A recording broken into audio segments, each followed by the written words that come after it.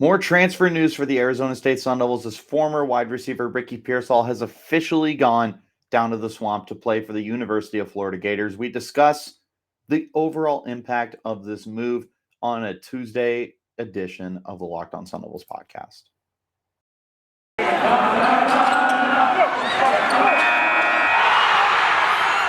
You are Locked On Sun Devils, your daily podcast on the Arizona State Sun Devils, part of the Locked On Podcast Network, your team every day.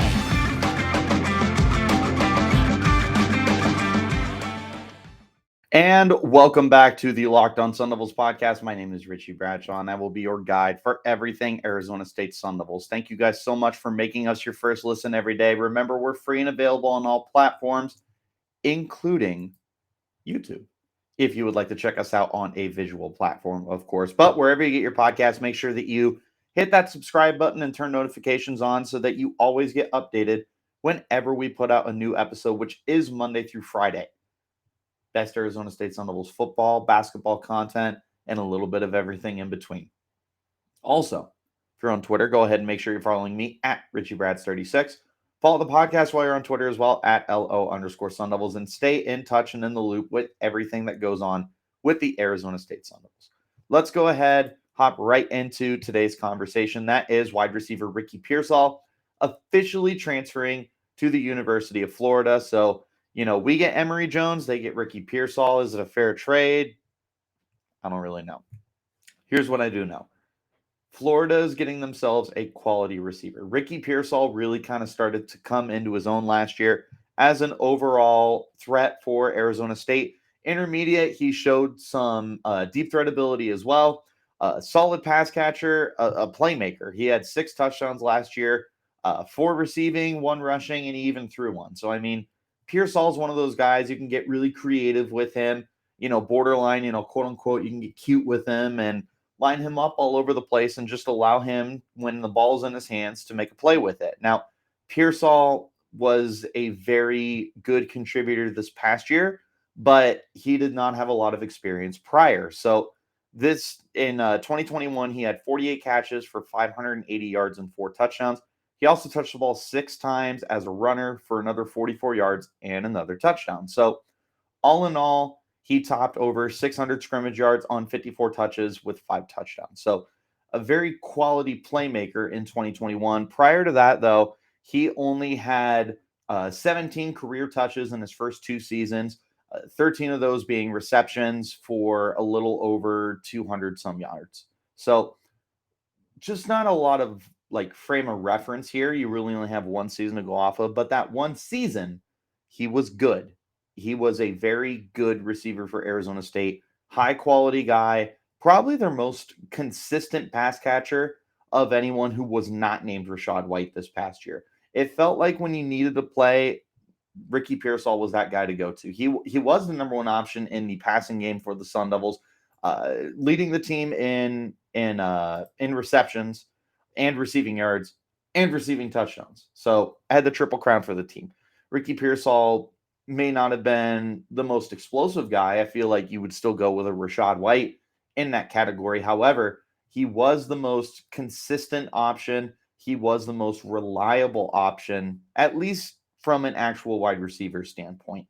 Pearsall was definitely the guy that you wanted to go to because when the ball was in his hands, you felt comfortable that he was going to either make a move and do something electric with it, or at least he was going to make some kind of clutch play for a first down or be a chain mover and get those chunk yards. So Pearsall, a very quality guy. He's going to Florida. Florida's going to absolutely love what they have in Pearsall. This is not great for Arizona State. Now, unfortunately, he did enter the transfer portal a little while ago and just took his time and wanted to see what the best opportunity for himself was. And he decided that was Florida. So the interesting thing that I want to talk about before we move on further into the podcast is this situation really better for Pearsall? He's going from playing with Jaden Daniels and a power-heavy offense to playing with a lot of unknowns at the quarterback spot. I believe Anthony Richardson is going to be their starter heading into this upcoming season. He's coming off a year in which he threw 64 passes, Completed 38 of them for 529 yards, 6 touchdowns to 5 interceptions. Richardson, as far as I know, is definitely the future there. Could be a quality guy, but I mean, same with what Arizona State had going on prior to the transfer of former Florida quarterback Emory Jones. There's a lot of unknown here. Now, Richardson, in his time with the program, did show a little bit of promise. Uh, I feel like there is the potential here for Richardson to take a step forward if he is in fact the guy that they want to go with, because he was a redshirt or freshman last year. So there's a lot of time left for him to continue becoming a better quarterback. Adding Pearsall is going to be really big for them, especially with the loss of Jacob Copeland, who did transfer to Maryland. Talked with Locked On Gators host Brandon Olson a little while back, talking about Emory Jones, but we did talk about Jacob Copeland a little bit. So if you guys need a refresher on what's going on down in Florida, go ahead and take a look at that podcast. And if you're Gator fans, definitely check out Locked On Gators. But you have a need for a receiver. Justin Shorter is a stud, and his name is ironic because he's a 6'5" wide receiver. Kamor Gamble being a tight end for them. Other than that, it felt like just at least looking at a surface level, there was a lot of guys who contributed, but not really a lot of guys that really stood out. And Copeland being their leading receiver in receptions, yards, and touchdowns, just like Pearsall was last year, losing him is going to be a huge blow, especially for Anthony Richardson or whoever the quarterback is going to be of the future. They need someone reliable to be their go-to wide receiver and factor in the passing game. And maybe that is Justin Shorter, maybe it is Kamor Gamble, but to me, that's what the addition of Ricky Pearsall brings for them. And we're going to talk about that more in just a minute. But getting back to my point, did he really upgrade situations? Similar to Jaden, he's going to the SEC. So the spotlight is going to be on him. And considering he's going into the final year of his eligibility, this is a big deal. He definitely wants to be seen in the national spotlight. He wants NFL teams to take note of him. And he wants that opportunity to really show off his stuff and, this, that, and the other. This is that opportunity for him. Now that he is in the SEC, the spotlight is there. So what he does with it is up to him. I'm certainly hoping that he can seize the moment and make the most out of it. We'll wait and see. But that's just my overall initial reactions to Ricky Pearsall going to Florida State. We're going to go ahead and hop into our first break. When we return, I'm going to break down what this means for Arizona State and what it means for Florida. We'll talk about that in just a moment. This is the Locked On Sun Devils podcast. Our partners at BetOnline continue to be the number one source for all your betting needs and sports information. Find all the latest odds, news, and sports developments, including this year's basketball playoffs, Major League Baseball scores, fights, and even next season's NFL futures. BetOnline is your continued source for all your sports wagering information, from live betting to playoffs, esports, and more. Head to the website today or use your mobile device to learn more about the trends and action. BetOnline, where the game starts. And again, thank you guys so much for making the Locked On Sun Devils your first listen every single day.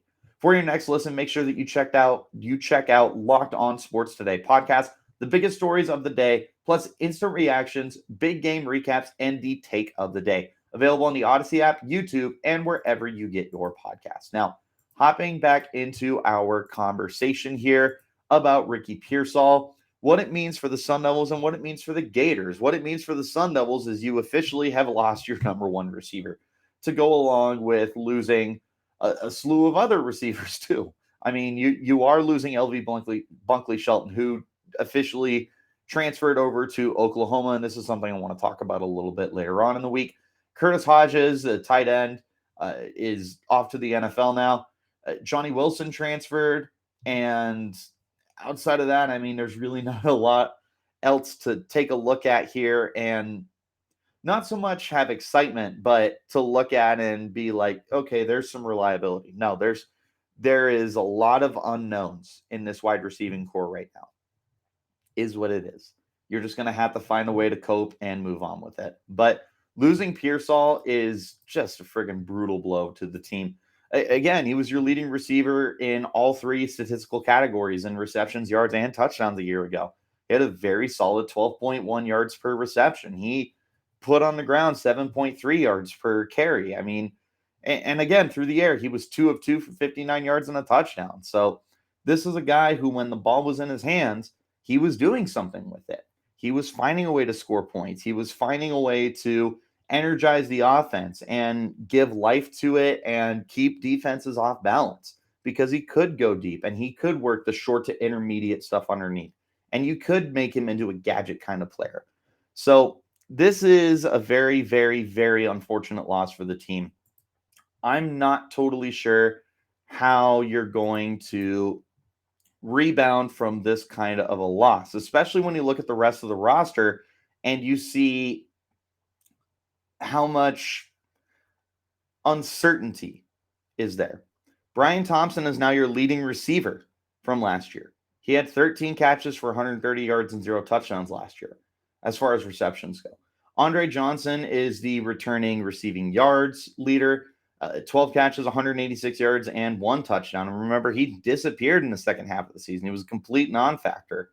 Elijah Badger is back, 7 catches, 61 yards, 0 touchdowns.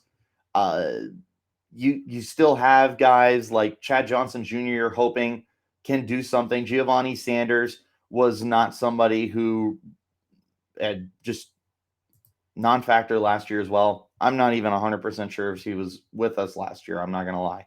Pretty sure he was, and he just didn't see the field. Sean Charles, another guy. Don't know much about him. Corbin Bourget is related to Trenton, I believe. I'd be very surprised if he wasn't. Redshirt freshman as well. And then you have incoming freshman Javen Jacobs. So a lot of uncertainty there, and certainly a lot of inexperience at the position. For Thompson to be your leading receptions guy with 13 and Andre Johnson to be your leading receiver with 186 yards, and take away everyone that's gone from the team this year, you have 13, or not 13, excuse me, you have 3 receiving touchdowns coming back from last year. Now, granted, you only had 12, which, not great, but nonetheless, you only have 3 receiving touchdowns coming back from last year. And between your top 2 receivers, you have 25 catches and about 340 yards. Anything but ideal situation. Now, flipping it to the other side of the coin, or before we even go there, this is going to be a very troublesome situation for Emory Jones, a transfer quarterback coming in.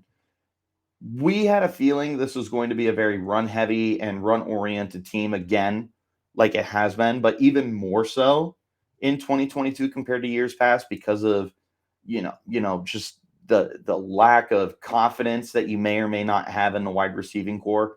But now is even more prevalent since Ricky Pearsall for sure is gone. There's a lot of question marks here. Not a lot of guys that you can look at and be like, yeah, he's going to be super duper reliable. You don't know. That could be. Andre Johnson could break out. He showed a lot of potential as this kind of deep threat guy, big body receiver. But you're not going to know until you get him on the field more. And he's got to earn that opportunity. Same with Chad Johnson Jr., who we've been hyping up for a couple of years now. You're hoping that Elijah Badger can build off of a really strong spring practice. We'll see. But now flipping it over to the Florida side, they're getting a steady receiver. They're getting a guy who is like very, very sneaky kind of explosive guy. Like he's going to make a lot more big plays than anybody would actually realize he's going to make.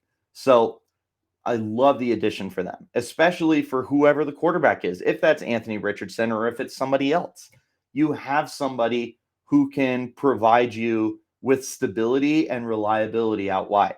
Now, again, the loss of Jacob Copeland is not going to be an easy loss for them to deal with since he was their leading receiver. But the combination potential of Ricky Pearsall and Justin Shorter seems like fun. You have that big 6'5" box out receiver, but then you have Ricky Pearsall, who's more of like an average build at a 6'1", 200 pounds. Like he's going to be a really good like lightning to shorter Thunder, or maybe vice versa. I don't really know. I would imagine that Pearsall's probably more the lightning compared to shorter Thunder, but neither here nor there.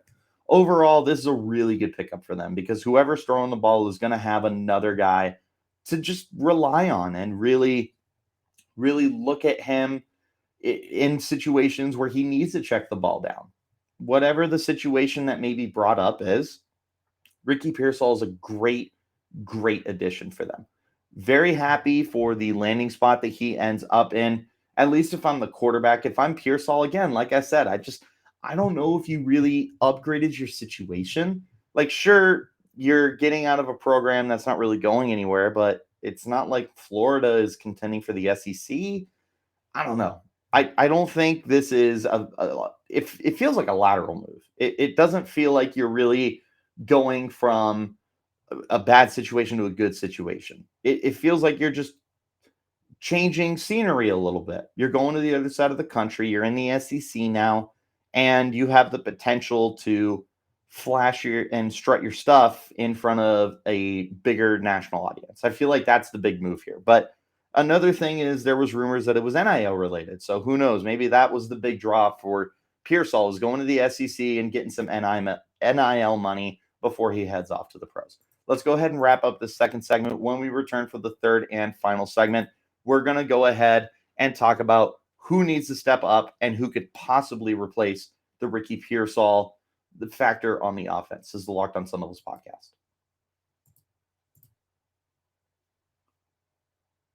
And again, thank you guys so much for making us your first listen every day.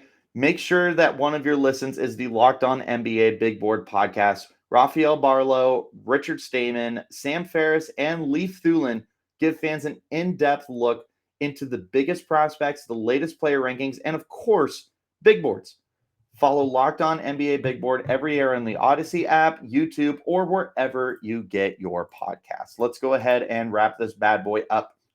Who needs to step up? I think it's a very obvious answer. And it's not Andre Johnson. It's Brian Thompson. Thompson was brought in last year, transfer from Utah, with the expectation that he could provide some veteran savviness and reliability as a pass catcher for the team. And unfortunately, he just really struggled to get onto the field throughout the entirety of the year, which resulted in him only having 13 catches in 13 games. Thompson was a complete non-factor for the team last year. Well, he doesn't have a choice now. He needs to become a factor in the Arizona State passing game. There's no debating it. There's no ifs, ands, or buts about it. Thompson is going to have to step up. He's going to have to be a guy for this team. Does he have to be the guy? No. Quite frankly, I don't know if there is the guy on this Arizona State Sun Devils roster right now. It's not a knock to anyone, but right now, I don't see it. Someone step up and prove me wrong. Maybe it's Brian Thompson. I think that Thompson is definitely going to be the guy that I will be watching the most. He showed some really nice big playability with Utah. In his 4 seasons there, he averaged basically 23 yards a catch. Now, granted, he only had 33 catches, but big playability. Compared to last year where he only had 10 yards a catch, I don't know what ASU needs to do to get him going, but if they can figure out how to get him going, he does have some deep speed in order to be that deep threat for the team. I feel like he could maybe fit into a Ricky Pearsall role where you find a way to just incorporate him into the offense and you make it to where you're just finding a way to get the ball into his hands and let him create. And he is a good size receiver at 6'2", 205. So he's somebody that you can, build your passing game around a little bit, at least in this kind of situation. No, he's not going to be a Bolitnikov finalist, but he's somebody who, if I'm looking at this wide receiver room right now, Brian Thompson is the first guy I'm looking at, and I'm going to point to him and I'm going to say, hey, man, it's your time to step up. It's your show. This is your wide receiver room. You're the oldest guy here, and you have shown in your 5 years of playing time in college football that you could be a playmaker. Well, here's your shot. Here's your one opportunity. Will you capture the moment or just let it slip? In the famous words of one B Rabbit. But you know, I think that Brian Thompson needs to be the first guy that you look at. Obviously, Andre Johnson's another guy. He showed the potential to be that deep threat and that big playmaker, but he completely disappeared in the second half of the season. So you're going to need to see the consistency and the reliability out of Andre Johnson. He needs to make that second step from his freshman to sophomore year. I personally am going to be looking at Chad Johnson Jr. a lot because mainly the hype, honestly. Like, I know that's the wrong thing to say, but he was a 4-star receiver and he does have NFL bloodlines with his father being the famous Ocho Cinco. But you need him to become his own guy. And through 2 years at Arizona State, he is going to be a redshirt sophomore, so he still has a lot of time. So far, it's been, underwhelming is an understatement. He hasn't been on the field. He doesn't have a single catch. I don't know how many snaps he has on offense, if any, quite frankly. So he's got to find a way to get onto the field and, prove his worth as a 4-star receiver, because if not, then I don't know, maybe his future isn't at Arizona State. Maybe he's going to need to move on to greener pastures. I want what's best for him. I want him to find a way to step up, and this is the opportunity for him. It's right there for you, young man. Go and seize it. The potential's there. Everybody knows we turned on your highlight film when you were in high school and you were mossing guys. I think that's where my excitement comes from, is because I remember when we recruited him, I was like, oh, well, it's just another NFL player's son. Like, these guys seemingly are a dime a dozen, but Chad Johnson's kid looked like he could be something. It's time to show us that you can be something. Last guy, Elijah Badger, showed off some good potential in spring practice, and I think that he's definitely going to be somebody who's going to get a lot of opportunity for the Sun Devils as one of their older guys coming back to the program. Actually, I feel like that might be wrong. I need to double check right now. Yeah, I'm totally wrong. He's a redshirt sophomore, so he is. Well, he is one of the more familiar guys, I suppose I could say. I don't know. But I want to see that flash that he gave you in spring practice end up becoming something a little more like with substance for the program. I think that he possibly could, based off of what he showed. And if he is able to continue building off of that, then maybe Arizona State has something special with him. Overall, set the expectations low for this wide receiver room and let them exceed them. Expect to be disappointed and you'll never be disappointed. Ricky Pearsall, we hope you all the luck in the world. Definitely going to miss you this year. But that is going to go ahead and wrap up this Tuesday edition of the Locked On Sun Devils podcast. Again, thank you guys so much for making us your first listen every day. Remember, we're free and available on all platforms, including YouTube if you want to check us out on a visual platform. But wherever you get your podcasts, make sure that you hit the subscribe and follow button and turn on notifications so that you get an update every time we post a new video or podcast. Monday through Friday, Arizona State Sun Devils football, basketball, and a little bit of everything in between. And, it's the best. If you're on Twitter, make sure you follow me at Richie Bradshaw36 and follow the podcast as well at LO_Sun Devils. But until next time, guys, you keep it locked right here on Locked On Sun Devils.